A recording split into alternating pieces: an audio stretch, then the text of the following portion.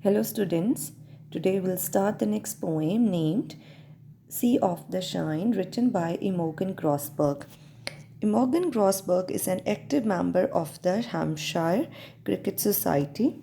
Actually, Hampshire is the name of a place in England. So there is a cricket society named after the place only, so that's why it is called Hampshire Cricket Society. She has been regularly writing poetry for the Hampshire Handbook since 1955, and this poet Imogen Grosberg has been writing poetry from a long period for this cricket society for their handbook. The poem humorously describes the problems of batting in cricket while facing fast bowlers, seamers, and spinners. Actually, this is a very humorous poem. Humorous means very funny poem.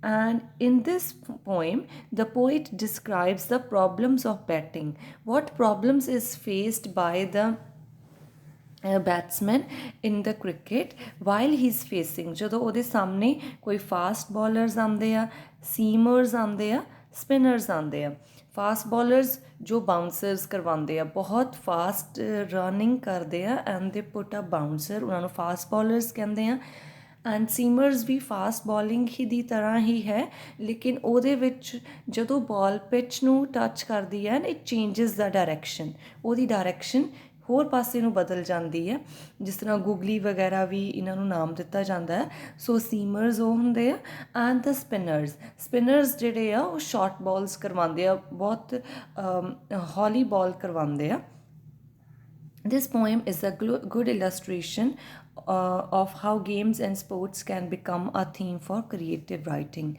So, in this poem, this is a very fun-loving, humorous, funny poem in which only cricket and the batting has been discussed. And so, it is a good illustration, means the explanation how we can use games and sports.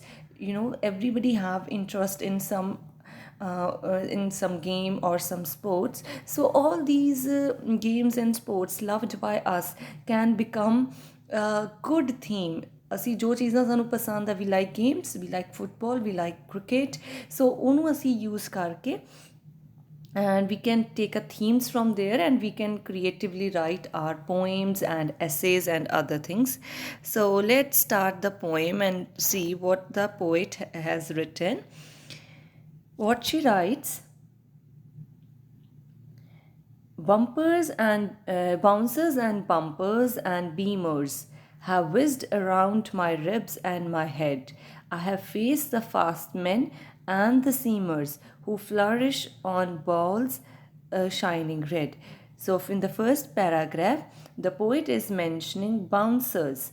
So, when the bouncers ball and the bumpers is the same name for the bouncers. Beamers is another form of fast bowling ਜਿਹਦੇ ਵਿੱਚ ਵੀ it is focused कि जो ball है वो बहुत high rise हो जाए so that it goes near the head of a batsman beamers भी उसी तरह ट्राई करते हैं कि जो बॉल है इन्नी राइज करे कि जो बैट्समैन है ना वो हेड तक पहुँचे so bouncers bumpers and beamers it these all three are the kind of a fast bowling have whizzed around my ribs and my head. Whiz करना की ਹੁੰਦਾ है to move very quickly कि जिस तरह इन्नी तेज़ कि पता ही ना चले कि कदों पास कर जाए move so quickly have whizzed around my ribs की ਹੁੰਦੀ ਹੈ the upper part of the body our chest ਔਰ ਪੰਜਾਬੀ ਦੇ ਵਿੱਚ ਅਸੀਂ ਇਹਨੂੰ ਕੀ ਕਹਿੰਦੇ ਨੇ ਪਸਲੀਆਂ have whizzed around my ribs and my head कि जो ਬਾਉਂਸਰਸ ਐਂਡ ਬੀਮਰਸ ਐਂਡ ਬੰਪਰਸ ਇਹ ਸਾਰੀਆਂ ਬਾਲਸ ਆ ਰਹੀਆਂ ਸੀ ਐਂਡ ਦੇ ਵਰ ਕਮਿੰਗ ਸੋ ਕੁਇਕਲੀ ਬਾਲਸ ਜਿਹੜੀਆਂ ਫਾਸਟ ਬੋਲਿੰਗ ਹੈ ਉਹ ਇੰਨੀ ਕੁ ਤੇਜ਼ ਆ ਰਹੀ ਸੀ ਮੇਰੀ ਤਰਫ ਕਿ ਉਹ ਮੇਰੀਆਂ ਪਸਲੀਆਂ ਤੋਂ ਉੱਪਰ ਹੈਡ ਤੱਕ ਇੱਕ ਮਿੰਟ ਦੇ ਵਿੱਚ ਬਹੁਤ ਕੁਇਕਲੀ ਉਹ ਮੇਰੇ ਆਸ ਪਾਸ ਘੁੰਮ ਰਹੀ ਸੀ balls I have faced the fast men and the seamers. Seamers, I have already told you, is a kind of a fast bowling ਜਿਹਦੇ ਵਿੱਚ a ball changes its direction. ਜਦੋਂ pitch ਦੇ ਨਾਲ touch ਕਰਦੀ ਹੈ ball ਤਾਂ ਆਪਣੀ direction ਬਦਲ ਲੈਂਦੀ ਹੈ. I have faced the fast men and the seamers who flourish, means who get success on balls shining red. Shining red balls means the balls which are new. ਜਦੋਂ ਨਈ ਬਾਲ ਹੁੰਦੀ ਹੈ ਨਾ ਫਿਰ ਉਹਦੇ ਵਿੱਚ ਉਹਨਾਂ ਨੂੰ ਜ਼ਿਆਦਾ ਵਿਕਟ ਹਾਸਿਲ ਕਰ ਪਾਉਂਦੇ ਆ ਬਾਉਂਸਰਸ ਵਗੈਰਾ ਸੀਮਰਸ ਜੋ ਫਾਸਟ ਬੋਲਿੰਗ ਕਰਦੇ ਆ. ਸੋ ਫਸਟ ਪੈਰਾਗ੍ਰਾਫ ਦੇ ਵਿੱਚ ਪੋਇਟ ਸਾਨੂੰ ਦੱਸ ਰਿਹਾ ਕਿ ਬੈਟਸਮੈਨ ਨੂੰ ਬਹੁਤ ਮੁਸ਼ਕਿਲਾਂ ਦਾ ਸਾਹਮਣਾ ਕਰਨਾ ਪੈਂਦਾ ਆ ਜਦੋਂ ਉਹਦੇ ਸਾਹਮਣੇ ਕੋਈ ਬਾਉਂਸਰਸ ਐਂਡ ਬੀਮਰਸ ਐਂਡ ਸੀਮਰਸ ਹੁੰਦੇ ਆ. ਬੋਲ ਉਹਦੀਆਂ ਪਸਲੀਆਂ ਦੇ ਕੋਲੋਂ ਉਹਦੇ ਹੈੱਡ ਦੇ ਪਾਸ ਬਹੁਤ ਕੁਇਕਲੀ ਮੂਵ ਕਰਦੀ ਹੈ ਐਂਡ ਜੋ ਇਹ ਬੋਲਰਸ ਹੁੰਦੇ ਆ ਇਹਨਾਂ ਨੂੰ ਬਹੁਤ ਜਲਦੀ ਵਿਕਟਸ ਮਿਲਦੀਆਂ, ਬਹੁਤ ਜਲਦੀ ਸਕਸੈਸ ਪਾਉਂਦੇ ਆ ਜਦੋਂ ਇਹਨਾਂ ਦੀਆਂ ਬੋਲਸ ਨਵੀਂ ਹੁੰਦੀ ਆ. Let's see the second paragraph. The slips like some vultures have clustered and silly mid of hovered near. I won't get flustered by balls flashing close to my ear. Slips means a positions hai bache. Slips, silly mid off, these are the positions. ਇਹ ਜੋ slips and silly mid off ਜਿਹੜੀਆਂ positions ਹੈ ਨਾ ਇਹ ਉਹ ਫੀਲਡਰਸ ਦੀਆਂ positions ਹੁੰਦੀਆਂ ਆ. I know it's IPL is going on. ਹੁਣ ਵੀ ਤੁਸੀਂ ਸਾਰੇ ਵੈਸੇ ਜੇ IPL ਨਹੀਂ ਦੇਖ ਰਹੇ ਹੋ cricket you must have watched.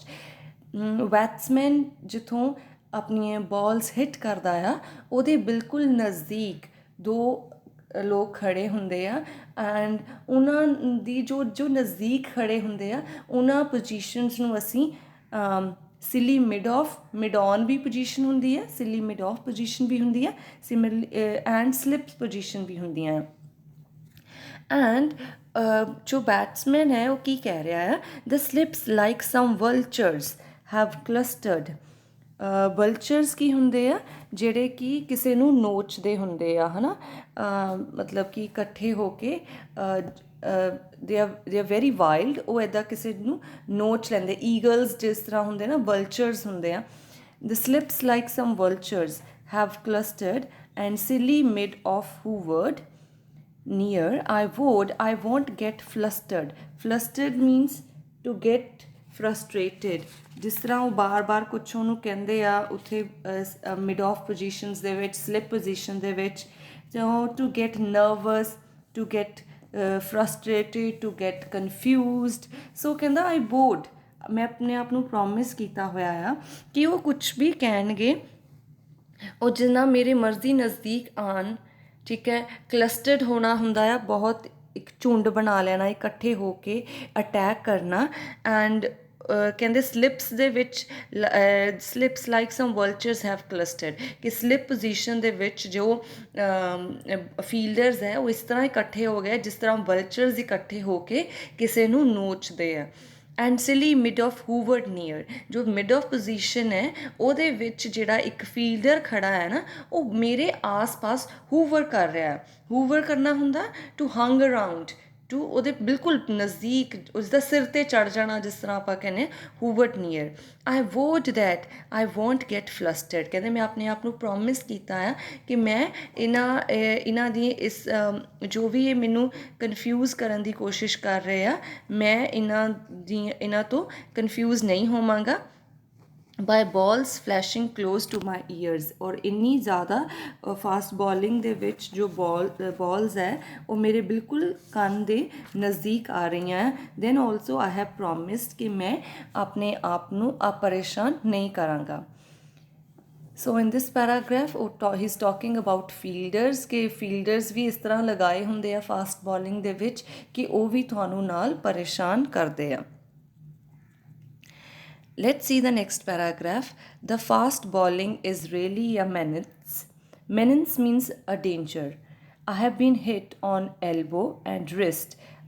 I wish I would taken up tennis, swimming, snooker or whist. The poet is writing, the fast bowling is really a menace. Menace means a kind of a danger कि fast bowling जो है ਉਹਦੇ ਵਿੱਚ ਬਹੁਤ ਜ਼ਿਆਦਾ ਖਤਰਾ ਹੈ। I have been hit on elbow and wrist कि फास्ट बॉलिंग ਦੇ ਵਿੱਚ ਕਦੇ ਮੇਰੀ elbow means ਕੂਣੀ, ਕਦੇ ਮੇਰੀ ਕੂਣੀ ਤੇ ਸੱਟ ਲੱਗ ਰਹੀ ਹੈ, ਕਦੇ ਮੇਰੀ ਕਲਾਈ ਤੇ ਰਿਸਟ ਤੇ ਸੱਟ ਲੱਗ ਰਹੀ ਹੈ। ਅਤੇ ਜਦੋਂ ਮੈਨੂੰ ਫਾਸਟ ਬੋਲਿੰਗ ਦੇ ਵਿੱਚ ਕਹਿੰਦੇ ਇੰਨਾ ਕੁ ਮੈਨੂੰ ਡਰ ਲੱਗ ਜਾਂਦਾ ਆ ਕਿ ਮੈਨੂੰ ਲੱਗਦਾ ਆ ਕਿ ਕਾਸ਼ ਮੈਂ ਕ੍ਰਿਕਟ ਆਪਟ ਹੀ ਨਾ ਕੀਤੀ ਹੁੰਦੀ, ਕ੍ਰਿਕਟ ਦੀ ਜਗ੍ਹਾ ਮੈਂ ਟੈਨਿਸ ਲਈ ਹੁੰਦੀ, ਸਵਿਮਿੰਗ ਕਰ ਰਿਹਾ ਹੁੰਦਾ। ਸਨੂਕਰ ਕੀ ਹੁੰਦਾ ਆ, ਤੁਸੀਂ ਇਹ ਦੇਖਿਆ ਹੋਣਾ, ਅਗਰ ਰੀਅਲ ਦੇ ਵਿੱਚ ਨਹੀਂ ਗੇਮ ਦੇਖੀ ਹੋਣੀ ਤਾਂ ਤੁਸੀਂ ਸਮ ਕਾइंड ऑफ ਫਿਲਮਸ ਔਰ ਮੂਵੀਜ਼ ਔਰ TV ਸੀਰੀਅਲਸ ਦੇ ਵਿੱਚ ਦੇਖਿਆ ਹੋਏਗਾ। ਇਟਸ ਅ ਟੇਬਲ ਦੇ ਵਿੱਚ ਸੌਂਗਸ ਦੇ ਵਿੱਚ ਵੀ ਇਵਨ ਟੇਬਲ ਦੇ ਉੱਤੇ ਕਾਫੀ ਬੋਲਸ ਪਈਆਂ ਹੁੰਦੀਆਂ ਆ ਔਰ ਇੱਕ ਜਿਹੜਾ ਹਿੱਟ ਕਰਦਾ ਆ ਇਨਸਾਨ, ਉਹਦੇ ਕੋਲ ਇੱਕ ਸਟਿਕ ਹੁੰਦੀ ਆ, ਉਹਨੇ ਉਸ ਇੱਕ ਬੋਲ ਨੂੰ ਹਿੱਟ ਕਰਨਾ ਹੁੰਦਾ ਆ। ਵਾਈਟ ਕਲਰ ਦੀ ਬੋਲ ਹੁੰਦੀ ਆ, ਵਿੱਚ ਡਿਫਰੈਂਟ ਕਲਰ ਦੀਆਂ ਰੈਡ ਔਰ ਅਦਰ ਕਲਰ ਬੋਲਸ ਹੁੰਦੀਆਂ ਅਤੇ ਉਹਨੇ ਉਹ ਇੱਕ ਬੋਲ ਦੇ ਨਾਲ ਸਾਰੀਆਂ ਬੋਲਸ ਨੂੰ ਹਿੱਟ ਕਰਨਾ ਹੁੰਦਾ with stick. That game is called the snooker or whist is the card games, ਜਿਹੜੀ ਕਾਰਡਸ ਨਾਲ ਬੈਠ ਕੇ ਖੇਡੀ ਜਾਂਦੀ ਹੈ ਗੇਮ, ਉਹਨੂੰ ਵਿਸਟ ਕਹਿੰਦੇ ਆ। ਸੋ in this paragraph we come to know that ਜੋ ਸਪੀਕਰ ਹੈ, ਜੋ ਇਸ ਟਾਈਮ ਬੈਟਸਮੈਨ ਹੈ, ਉਹਨੂੰ ਰੀਅਲੀ ਬਹੁਤ ਜ਼ਿਆਦਾ ਡਰ ਲੱਗ ਰਿਹਾ ਹੈ ਫਰੋਮ ਦਾ ਫਾਸਟ ਬੋਲਿੰਗ, ਕਿਉਂਕਿ ਉਹ ਜੋ ਫਾਸਟ ਬੋਲਿੰਗ ਹੈ ਉਹਦੇ ਨਾਲ ਉਹਦੀ ਐਲਬੋਜ਼ ਐਂਡ ਰਿਸਟ ਬਾਰ ਹਿੱਟ ਹੋ ਰਹੀ ਹੈ ਔਰ ਉਹਨੂੰ ਇਸ ਤਰ੍ਹਾਂ ਲੱਗ ਰਿਹਾ ਹੈ ਕਿ ਕਾਸ਼ ਮੈਂ tennis, swimming, snooker or ਵਿਸਟ game opt ਕੀਤੀ ਹੁੰਦੀ in place of cricket. So let's see the next paragraph.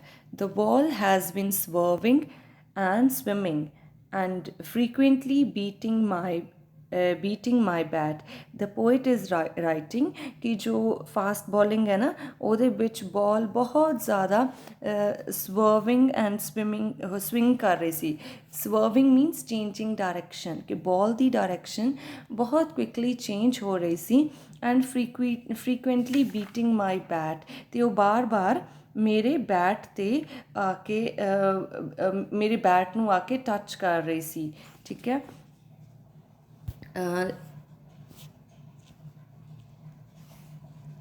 The bowler's voice in my ears ringing with strident means the kind of a very strong or rough appeals. The bowlers make strident, or we can say rough and very wild and strong appeals to the umpires of how's that. ਉਹਨੇ ਪਹਿਲਾਂ mention ਕੀਤਾ ਨਾ ਕਿ batsman ਨੇ ਕਿ direction ਜੋ ਬੋਲ ਦੀ ਹੈ ਉਹ ਬਾਰ ਚੇਂਜ ਹੋ ਰਹੀ ਸੀ ਇਨ ਦਾ ਫਾਸਟ ਬੋਲਿੰਗ, ਐਂਡ ਉਹਦੇ ਨਾਲ ਕੀ ਹੋ ਰਿਹਾ ਸੀ ਕਿ ਔਰ ਜਿਸ ਤਰ੍ਹਾਂ ਬੋਲ ਦੀ ਡਾਇਰੈਕਸ਼ਨ ਚੇਂਜ ਹੋ ਰਹੀ ਸੀ ਤਾਂ ਉਹਦੇ ਬੈਟ ਨੂੰ ਉਹ ਜਦੋਂ ਬੈਟ ਦੇ ਨਾਲ ਬੋਲ ਨੂੰ ਮੂਵ ਕਰਨ ਦੀ ਕੋਸ਼ਿਸ਼ ਕਰ ਰਿਹਾ ਸੀ ਤਾਂ ਉਹਦਾ ਜਿਹੜਾ ਬੈਟ ਹੈ ਉਹਦੇ ਨਾਲ ਬਾਰ ਬੋਲ ਹਿੱਟ ਹੋ ਕੇ ਉਹਦੀ ਡਾਇਰੈਕਸ਼ਨ ਚੇਂਜ ਹੋ ਰਹੀ ਸੀ। ਔਰ ਇਸ ਗੱਲ 'ਤੇ ਜੋ ਬੋਲਰਸ ਹੈ ਉਹਦੀਆਂ ਕੰਨਾਂ ਦੇ ਵਿੱਚ ਬੈਟਸਮੈਨ ਨੂੰ ਬੋਲਰਸ ਦੀ ਆਵਾਜ਼ ਸੁਣਾਈ ਦੇ ਰਹੀ ਸੀ। ਉਹ ਬਾਰ ਐਮਪਾਇਰ ਨੂੰ ਅਪੀਲ ਕਰ ਰਹੇ ਸੀ, ਹਾਊਜ਼ ਦੈਟ ਮੀਨਸ ਦੇ ਵਰ ਜਦੋਂ ਹਿੱਟ ਕਰਦੇ ਆ ਨਾ, ਜਦੋਂ ਵਿਕਟ ਲੈਂਦੇ ਆ ਤਾਂ ਪੁੱਛਦੇ ਆ to the umpire, how's that, is it out or not. So ਇਸ ਤਰ੍ਹਾਂ ਬਾਰ ਉਹਨੂੰ ਇਹ ਆਵਾਜ਼ਾਂ ਸੁਣ ਰਹੀਆਂ ਸੀ। But now my long vigil is ending. The spinners are up to their tricks, and any loose balls I am intending dispatching for 4 or 6. Now my long vigil ਕੀ ਹੁੰਦਾ ਹੈ, very careful. So here long vigil would mean ਕਿ careful batting for a long time. ਕਹਿੰਦੇ ਹੁਣ ਮੈਂ ਬਹੁਤ time ਤੋਂ ਬਾਰ bouncers and ਸੀਮਰਸ and ਬੀਮਰਸ ਤੋਂ ਹੀ bowling ਕਰਵਾਈ ਜਾ ਰਹੀ ਸੀ, ਅਤੇ ਕਹਿੰਦੇ ਉਹ ਮੇਰੀ ਕੇਅਰਫੁਲ ਬੈਟਿੰਗ ਦਾ ਜੋ ਟਾਈਮ ਪੀਰੀਅਡ ਸੀ ਉਹ ਹੁਣ ਖ਼ਤਮ ਹੋ ਗਿਆ ਆ। Spinners are up to their tricks, ਕਿ ਹੁਣ ਕੌਣ ਆ ਗਿਆ ਹੈ ਬੋਲਿੰਗ ਕਰਵਾਉਣ, ਕੌਣ ਆ ਗਿਆ ਹੈ, ਸਪਿਨਰਸ ਆ ਗਿਆ ਹੈ। For example Harbhajan Singh's bowling we can say, Harbhajan Singh is a Indian cricketer, और जिस तरह वो बॉलिंग करवाते हैं उन्होंने आप स्पिनर बॉलिंग कह सकते हैं। And any loose balls I am intending, intending ਮਤਲਬ ਜੋ ਵੀ ਮੇਰੇ ਪਾਸ ਆ ਰਹੀਆਂ ਸੀ, ਡਿਸਪੈਚਿੰਗ ਫॉर 4 ਔਰ 6 ਕਿ ਹੁਣ ਸਪਿਨਰਸ ਆ ਗਏ ਆ ਆਪਣੀਆਂ ਟ੍ਰਿਕਸ ਯੂਜ਼ ਕਰਨ ਮੈਨੂੰ ਆਊਟ ਕਰਨ ਦੇ ਲਈ, ਅਤੇ ਬਟ ਕਹਿੰਦੇ ਉਹਨਾਂ ਦੇ ਵੱਲੋਂ ਕੋਈ ਵੀ ਲੂਜ਼ ਬਾਲ ਉਹ ਕਰਵਾ ਰਿਹਾ ਸੀ ਉਹਦੇ ਤਾਂ ਮੈਂ ਚੌਕੇ ਛੱਕੇ ਉਡਾ ਰਿਹਾ ਸੀ। ਉਹ ਡਿਸਪੈਚਿੰਗ ਮਤਲਬ ਭੇਜ ਰਿਹਾ ਸੀਗਾ ਉਹਨਾਂ ਬਾਲਸ ਨੂੰ, ਕਦੇ ਚੌਕੇ ਲਗਾ ਕੇ ਕਦੇ ਛੱਕੇ ਲਗਾ ਕੇ। This off spinning ball I am sweeping. In the next paragraph, the poet writes that this off spinning ball I am sweeping. Sweeping means hitting very hard on the leg side. Leg side ਤੇ ਜਿਹੜੀ batsman hit ਕਰਦੇ ਆ, that sweeping, it's going very ਅਵੇ। ਜਦੋਂ batsman ਉਹਨੂੰ hit ਕਰਦਾ ਹੈ ਬਾਲ ਨੂੰ ਤਾਂ ਫਰੋਮ ਦ ਲੈਗ ਸਾਈਡ ਉਹ ਬਹੁਤ ਦੂਰ ਜਾ ਰਹੀ ਸੀ। This off spinning ball I am sweeping away it balloons into space. ਇੰਨੀ ਜ਼ੋਰ ਨਾਲ ਹਿੱਟ ਹੋ ਰਹੀ ਸੀ, ਇੰਨੀ ਦੂਰ ਤੱਕ ਜਾ ਰਹੀ ਸੀ ਉਹਦੀ ਬਾਲ। ਜਦੋਂ ਇਹ ਆਫ ਸਪਿਨਿੰਗ ਬਾਲ ਨੂੰ ਕਰਵਾ ਰਿਹਾ ਸੀ ਤਾਂ ਉਹ ਇਹ ਬਾਲ ਇਸ ਤਰ੍ਹਾਂ ਲੱਗ ਰਿਹਾ ਸੀ ਕਿ ਜਿਸ ਤਰ੍ਹਾਂ ਸਪੇਸ ਦੇ ਵਿੱਚ ਬੈਲੂਨ ਉੜ ਜਾਂਦਾ ਹੈ ਨਾ, ਪਹੁੰਚ ਜਾਂਦਾ ਇੱਕਦਮ, ਇਸ ਤਰ੍ਹਾਂ ਸਪੇਸ ਦੇ ਵਿੱਚ ਪਹੁੰਚ ਗਈ ਸੀ ਉਹਦੀ ਬਾਲ।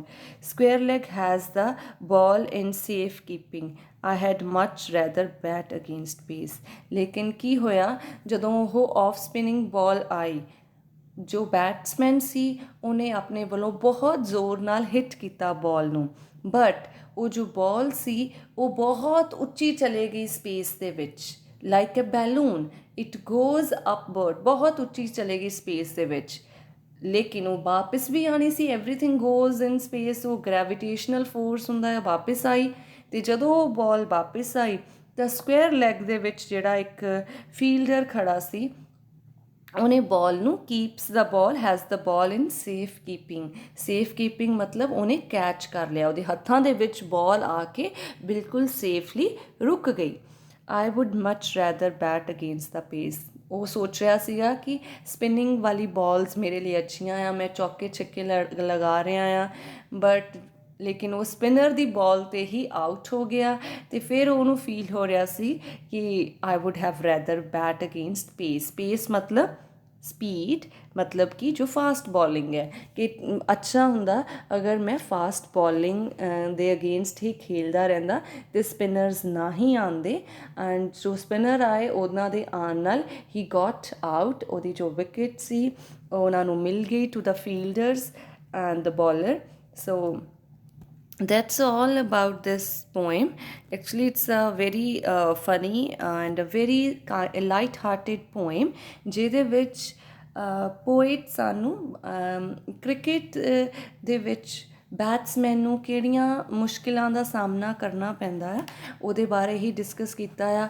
ਫਾਸਟ ਬੋਲਿੰਗ ਦੇ ਵਿੱਚ ਕੀ ਕੀ ਹੁੰਦਾ ਆ, ਕਿਸ ਤਰ੍ਹਾਂ ਉਹਦੀ ਐਲਬੋ ਹਿੱਟ ਹੋ ਜਾਂਦੀ ਆ, ਕਿਸ ਤਰ੍ਹਾਂ ਰਿਸਟ ਹਿੱਟ ਹੁੰਦੀਆਂ ਆ ਔਰ ਉਹਦੀ ਹੈੱਡ ਤੱਕ ਬਾਲਸ ਪਹੁੰਚ ਜਾਂਦੀਆਂ ਆ, ਐਂਡ ਸਪਿਨਰਸ ਦੀਆਂ ਬਾਲਸ ਦੇ ਵਿੱਚ ਉਹਨੂੰ ਕਿਸ ਤਰ੍ਹਾਂ ਮੁਸ਼ਕਿਲ ਆਈ and he got out. So all this has been discussed by the poet Morgan Grosberg in a very light-hearted humorous way. So that's all about the poem. I hope you have understood it. Thank you very much.